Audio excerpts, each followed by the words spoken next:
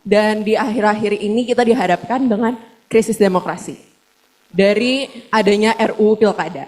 Apakah hal tersebut ada dampaknya untuk perekonomian Indonesia dan bagaimana tanggapan Ibu? Terima kasih. Oke.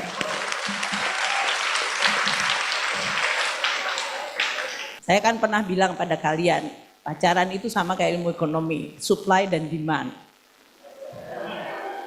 Kamu terlalu banyak ngasih perhatian, supply-nya terlalu banyak, harga jatuh. Perkenalkan, nama saya Muhammad Alwi Tajudin dan saya dari jurusan Ilmu Ekonomi Islam. Wah. Dan saya ingin menanyakan kepada Ibu, apa pandangan Ibu sebagai salah satu pakar ekonomi? What do you think tentang ekonomi syariah? And if you in a position menjadi someone who do ekonomi syariah, what will you do or what will you improve? Terima kasih, Bu. Oke.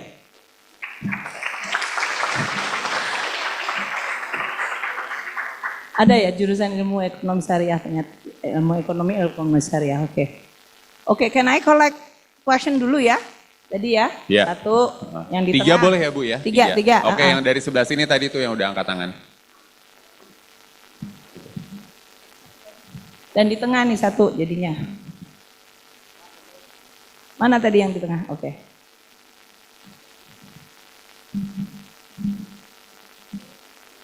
Tes, halo. Perkenalkan saya Fazal dari jurusan manajemen. Jadi tadi kan Ibu Sri Mulyani bilang kalau misalnya salah satu cost inflation itu kan karena printing money yang kebanyakan ya. Kenapa Amerika itu bisa print money banyak banget sampai maksudnya 80% USD aja tuh nggak ada di Amerika gitu. Kenapa mereka bisa tetap kuat, malah makin kuat gitu semakin tahun. Sedangkan Indonesia juga yang selama ini trennya gitu-gitu aja gitu. Terima kasih Bu. Assalamualaikum. Very good question. Oke. Baik, terima kasih atas kesempatannya. Perkenalkan kembali saya Faiza dari Ilmu Ekonomi Angkatan 2024. Saya ingin bertanya, kan Ibu udah melewati banyak krisis selama karir Ibu, dari krisis moneter, global financial pas tahun 2008, dan di akhir-akhir ini kita dihadapkan dengan krisis demokrasi. Dari adanya RUU Pilkada. Apakah hal tersebut ada dampaknya untuk perekonomian Indonesia dan bagaimana tanggapan Ibu? Terima kasih. Oke. Oke ya. Arif, kamu write down. Yang pertama tadi pertanyaannya mengenai ekonomi syariah. Pertanyaannya to be exact, mungkin lebih pada pandangan saya dan peranan saya atau apa Kalben? Oh, memegang ekonomi. Aku udah memegang ekonomi syariah, Mas Muhammad. Karena aku ketua Ikatan Ahli Ekonomi Syariah, IAEI. Dan sekretaris dari Komite Nasional Ekonomi Keuangan Syariah, KNEKS. Ini ya, aku manggilnya kamu Muhammad atau apa kamu? Alwi ya. Alwi. Ekonomi syariah, tadi yang saya sampaikan ya.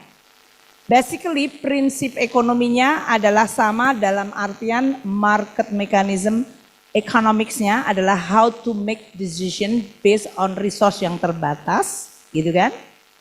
Dan untuk tujuan memaksimalkan tadi kepuasan atau keuntungan untuk produsen. Namun dengan syariah filternya adalah value judgment.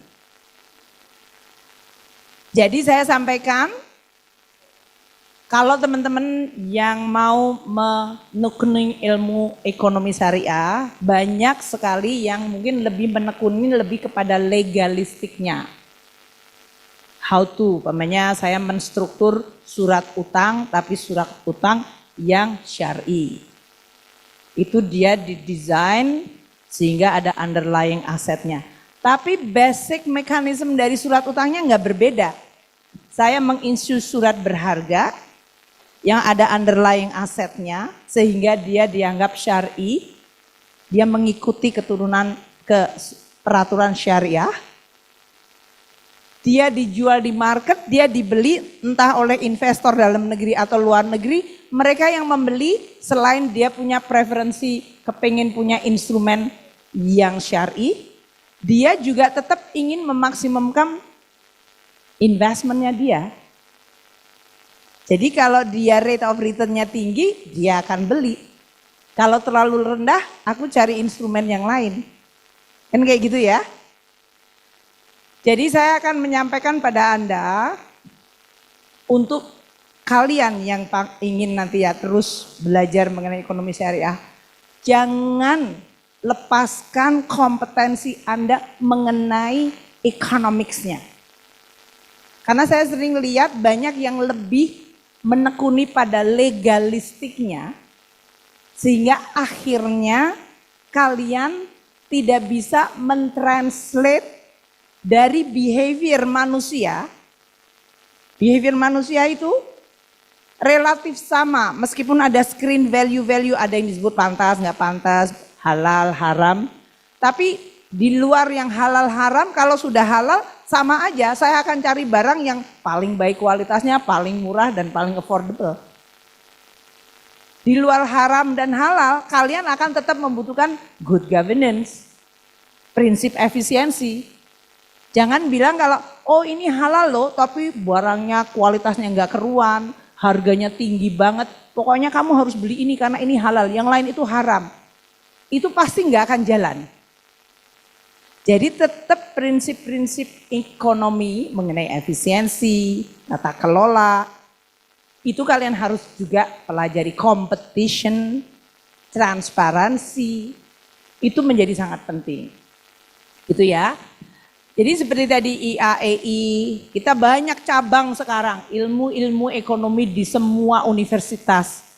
Dan saya terus terang menginginkan kualitas dari pelajaran ilmu ekonominya itu ditingkatkan. Banyak yang kalian belajar ke luar negeri, tapi saya juga akan minta supaya kalian belajar di semua bidang sehingga kalian kemudian bisa menerapkan azas keislamannya di dalam bidang tersebut. Kalau saya sebagai orang Islam rahmatan lil alamin, ya saya menganggap Islam itu adalah rahmat. Sehingga dia bisa diaplikasikan di semua hal dengan prinsip-prinsip value keislaman, yaitu kepantasan. Kalian lihat kalau kalian umat muslim, mengukur apa saja, janganlah kurangin takaran walaupun sebiji pun. Meskipun gak dilihat sama konsumen, kalian sebetulnya bisa ngurangin 1 kilo beras diambil 1 jumput, dia gak tahu. You can do that, you have the opportunity to cheat. Tapi Anda gak akan melakukan. Karena your value keislaman. Kalian bisa mengeksploitasi orang yang lagi hype mengenai syariah. Tadi investasi di kebun kurma, investasi yang akan menghantarkan keuntungan dunia dan akhirat. Wah, orang kan nggak tahu akhirat. Dan kemudian dieksploitir. Itu yang menurut saya perlu untuk dijaga. Jadi saya tetap menjaga bahwa value-value keislaman dan general humanity value, ya, kemanusiaan itu pada dasarnya dikait atau diikat oleh sebuah value-value yang sama, itu kalian tetap jaga. Yang kedua tadi, Fajar pertanyaannya mengenai inflasi dan printing money. Kok Amerika bisa sih printing money banyak sekali tapi dia nggak inflasi, dia kena inflasi juga ya. Yang sekarang ini. Dan actually inflasi yang kemarin kejadian tahun 2022 sampai 2023 dan sampai sekarang itu taken aback, membuat kaget juga. Karena waktu terjadi 2008-2009 global financial crisis, ada yang bilang, atau kemudian COVID tahun 2020, Bank Sentral Amerika itu printing quite a lot of money untuk membuat counter cyclical. Nanti kalian belajar di dalam makroekonomi mengenai apa yang disebut counter cyclical. Kalau ekonominya lagi lemes, kalian mendongkraknya pakai moneter dan pakai fiskal. Itu Kalau pakai moneter ya dengan lowering interest rate, printing more money, kemudian ekonominya muter. Kalau pakai fiskal, kalian pakai defisit anggaran, pakai utang. Ya, kalian mungkin nggak suka sama utang. Tapi itu adalah untuk counter cyclical. Nah, Amerika mungkin have a privilege yang tidak dimiliki oleh ekonomi siapapun. Bahkan di G7 ya dalam hal ini. Pertama, dia sebagai ekonomi terbesar di dunia. Kedua, dia memiliki cukup banyak monopoli terhadap banyak sekali teknologi. Dan di dalam dominasi dia terhadap perekonomian dunia, dia menggunakan dolar sebagai salah satu proksi di dalam power geopolitiknya mereka. Kok bisa, Bu? Ya bisa karena banyak negara-negara lain yang currency-nya kebetulan tidak kredibel. Jadi banyak negara-negara yang voluntarily juga pakai Amerika Serikat. Dulu Hong Kong memang pakai dolar Hong Kong tapi di-pack sama Amerika. Singapore to some extent dulunya juga begitu. Tapi kemudian dia moving average. Negara-negara yang merasa even Saudi Arabia itu mata uangnya di-pack karena dia petrodolar dengan dolar itu sudah sangat dekat banget. Jadi banyak negara-negara yang menganggap bahwa saya kemampuan untuk mengelola monetary policy-nya, how much money should I print, bagaimana menentukan interest rate, bagaimana meng-create growth, karena bank sentralnya masih dalam infancy atau belum punya reputasi, mereka biasanya kemudian paling gampang supaya ekonominya enggak jadi inflasi, overrun dan yang lain, di-pack aja ke dolar. Terutama mereka yang memang very close ke Amerika Serikat, entah karena petro, entah karena investment, entah karena perdagangan yang lain. Sehingga petrodollar atau dollar US dollar itu dipakai walaupun size ekonomi Amerika itu sekitar 28% dari ekonomi dunia, tapi penggunaan US dollar itu hampir 60%. Tapi sudah agak menurun sekarang 50%. Munculnya Cina, kemudian mereka membeli banyak sekali surat-surat utang Amerika dan mereka kemudian melock in menjadi antara Amerika dan Cina itu nggak bisa dipisahkan. Nah ini terjadi apa yang disebut geopolitical power competition. Dan disinilah mulai muncul gimana kalau kita mulai membuat alternatif. Maka RRT mulai menggunakan renminbi-nya. Tapi RRT itu tidak membolehkan renminbi-nya go internasional dulu sebelum mereka betul-betul kuat. Baru sesudah dia merasa cukup, dia membolehkan terjadinya transaksi renminbi di luar RRT. Jadi basically kemampuan kalian untuk mengelola mata uang sampai di luar your jurisdiction adalah your ability untuk making sure tidak hanya masalah confidence, tapi de facto kalian bisa mengontrol bagaimana mata uang itu mempengaruhi ekonomi kalian dan ekonomi yang akan menggunakan mata uang itu. Dan Amerika bisa melakukan itu karena kekuatan ekonomi dan geopolitiknya dia. Kalau Amerika ekonominya memburuk, leadership di dunianya juga melemah, makanya sekarang ini dengan election di Amerika Serikat, munculnya berbagai kandidat dengan berbagai kontroversi, itu Amerika sendiri juga merasa bahwa posisi kita di dunia nggak bisa dijamin akan terus kuat loh. Kalau kita bisa memilih pemimpin yang salah, mereka bisa melemah, gitu ya. Jadi ini juga akan menimbulkan loh, kalau dunia hanya tergantung kepada satu negara, this is too much risk. Maka mulai muncul berbagai macam bilateral swap, muncullah berbagai arrangement currency yang mencoba untuk sedikit menetralisir. Dan proses itu akan berjalan terus, gitu Fajar ya. And then the last question adalah mengenai, nggak ada hubungannya dengan ekonomi sih, tapi saya akan mengatakan ya, ekonomi suatu negara berdiri di atas sebuah fondasi, tadi kan saya sebutkan ya, sebuah fondasi hukum dan bagaimana governance dari suatu negara. Negara bisa maju seperti Amerika Serikat bukan karena dia kemudian diem-diem aja dan tiba-tiba dia ditakdirkan menjadi negara besar, enggak juga. Mereka banyak sekali terjadi perang saudara, perang antar mereka. Mereka sendiri punya senjata, setiap orang boleh beli senjata, bisa saling bunuh-bunuhan. Tapi mereka juga menghasilkan sebuah certainty yang kemudian menimbulkan tadi banyak sekali inovasi. Kapitalisme thrive sangat tinggi di sana. Banyak negara lain, coba kalau kalian baca buku How the Country Failed dari Acemoglu ya, to Harvard. Kalian akan lihat benua Amerika itu kan dari Kanada, Amerika Latin gitu kan, satu daratan itu sebetulnya. How come ada sebuah benua begini, di tengah bisa maju banget, di atasnya juga relatif maju, di bawahnya Amerika Latin agak mundur. The same people, Amerika Latin itu isinya juga bekas penjajah juga, ada Spanyol, Portugis, Jerman ada di sana segala macam. Orang-orang Eropa, the same European people, yang satu mendaratnya di Amerika Serikat, yang satu di Latin Amerika, yang satu di Kanada. How come outcome-nya bisa berbeda? Itu adalah tadi pertanyaan kamu yang ketiga. Negara ini harus diurus dari sisi tata kelola dan tatanan hukumnya.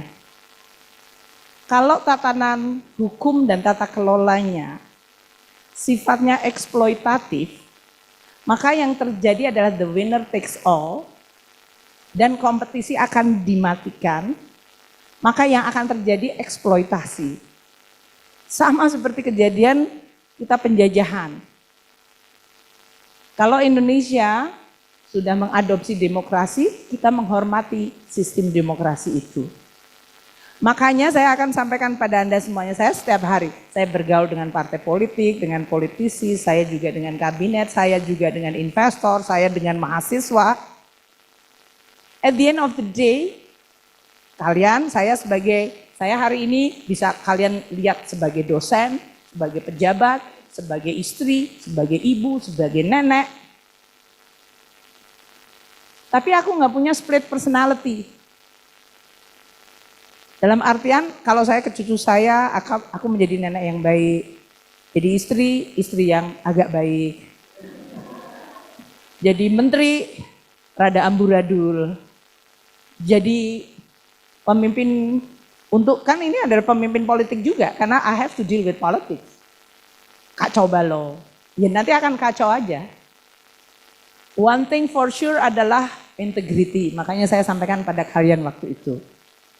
Kalau kalian punya prinsip-prinsip hidup yang baik, regardless kalau kamu ekonom, hukum, kedokteran, politik, psikologi, whatever. Kalian pasti diajar dengan value-value yang baik. Dan jaga value-value itu. Di dalam perjalanan hidup kalian nanti, pertama tadi Mas Arief bilang, integrity. Nggak usah muluk-muluk nanti, nggak korupsi segala macam. Sekarang kalian adalah jangan nyontek, gitu aja. Kalau janji tepatin. Itu integrity. Kalau kalian harus mengerjakan sesuatu, lakukan dengan sepenuh hati. Itu adalah bagian dari integriti kalian sebagai student. Yang akan membentuk kalian nanti menjadi seorang profesional. Entah apapun yang kalian akan pilih profesi kalian. Once kalian terus membangun karakter yang baik, itu akan terbawa sampai kalian akan besar. Jadi pesan saya kepada kalian, no matter where you are, uphold itu. Karena itu adalah currency, pegang terus prinsip yang baik. Karena itu adalah currency kalian yang tidak bisa dijual belikan. Itu adalah mata uang kalian yang sejatinya. Dan itu akan membuat kalian hidupnya, menurut saya, kalau menggunakan istilah teman kita yang syariah, itu nanti makrifat. Benar nggak Muhammad? Ya, makrifat. Makrifat itu artinya jiwa mencapai sesuatu yang not just material, not just money, not just fame, but you achieve yang menjadi kodrat kalian. Manusia yang memimpin dunia, memimpin diri kalian sendiri dan memimpin sekitar kalian. Demikian ya, terima kasih. Assalamualaikum warahmatullahi wabarakatuh.